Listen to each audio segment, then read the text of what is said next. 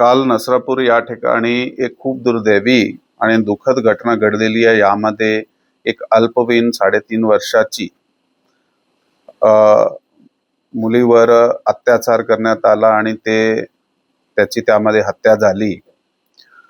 या प्रकरण पोलिसाकडे काल ज्यावेळी रिपोर्ट झाला, साधारण संध्याकाळी घटना काही 3:30-4 वाजताच्या दरम्यानची आहे आणि 4:15 वाजता ज्यावेळी पोलिसाकडे हे रिपोर्ट झाला तर तातडीने आम्ही त्याचा शोध सुरू केला, आरोपीचा शोध सुरू केला आणि 1 ते 1.5 तासाचे दरम्यान आम्ही हे आरोपी जे आहे त्याला ताब्यात घेतला। परंतु दुर्दैवाने तेव्हापर्यंत त्याचे अत्याचार होता ते झालेला होता आणि ती हत्या झालेली होती।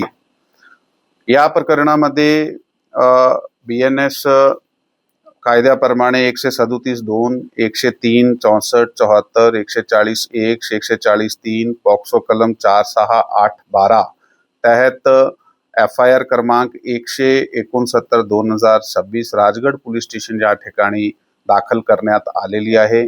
पुढील तपास जे चालू आहे, आरोपीला अटक केल्यानंतर आता पुढे तपास आमचा चालू आहे। लोक आक्रमक झालेले आहेत, त्याची मागणी आहे की प्रकरण लवकरात लवकर फास्ट कोर्टात चालावं, त्या दृष्टीने काय तयारी केली आपण, काय करतो पुढे तपास?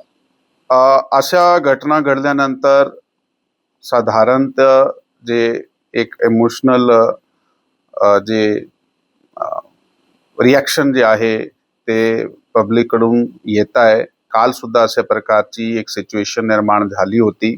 त्यामध्ये काही वेळापुरता लोक रस्त्याकडे आले होते, मग त्यांना समजून जाऊन सांगितलं गेलं आहे की आम्हीच तपास करणार आहे आणि ह्यामध्ये जे आरोपी होता त्याच्या बाबत काही कुठल्याही प्रकारची माहिती नव्हती। परंतु तांत्रिक आणि गोपनीय जे आम्ही आपले यंत्रणे वापरले तर तातडीने 1-1.5 तासामध्ये आरोपी अटक करण्यात आलेला आहे। पोलिसने ताबडतोब कारवाई केलेली आहे। आता तुम्ही आमचं सहकार्य करा। ते लोकांनी काल ऐकलाय, सहकार्य केलाय, ते शांततेने आहे, ते प्रोटेस्ट करताय, परंतु ते शांततेने आहे आणि पोलिसाच्या सहकार्य करत आहात। आणि आपला जे म्हणणं आहे की नक्की या केस जे आहे ते तातडीने ह्याची चार्जशीट केली गेली पाहिजे, हे आश्वासन आम्ही काल सुद्धा लोकांना दिला होता आणि हे फास्ट ट्रॅक पद्धतीने चालला पाहिजे आणि आरोपीला सक्त जे पनिशमेंट आहे ते भेटली पाहिजे। यासाठी आम्ही प्रयत्नशील आहात, त्याप्रमाणे तपास आमची विशेष टीम करत आहे।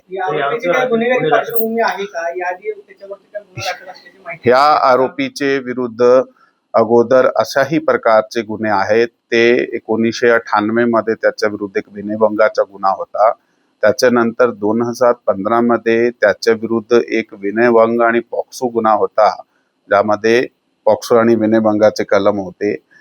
त्यातून त्याचा 2019 मध्ये केसमधून ॲक्विटल झालेला आहे आणि हा 65 वर्षाचा व्यक्ती आहे, पण त्याची प्रवृत्ती तशी आहे असं आमचे तपासामध्ये निष्पन्न झालेलं आहे।